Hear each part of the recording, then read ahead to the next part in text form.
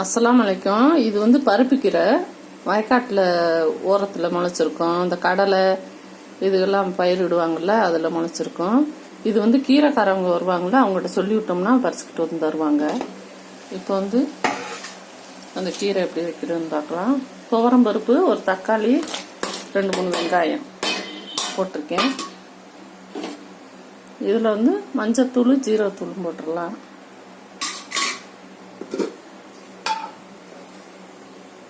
அதில் கொஞ்சம் போல் உப்பு. இந்த கீரையை நல்லா அலசி எடுத்து வச்சுக்கணும். மண்ணுன்னு இல்லாமல் ஒரு 3 அலசு 3-4 அலசு கூட அலசி எடுத்து வச்சுக்கலாம். குக்கர்லேயே ஒரு 3 விசிலு வந்துச்சுட்டா 3 விசில் வச்சுக்கலாம். இப்போ கீரை ரெடி ஆயிடுச்சு.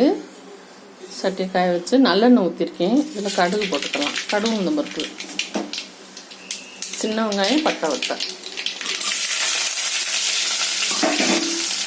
நல்லா வதக்கிடலாம். கீரை ரெடி ஆயிடுச்சு. இது ரொம்ப நல்லது.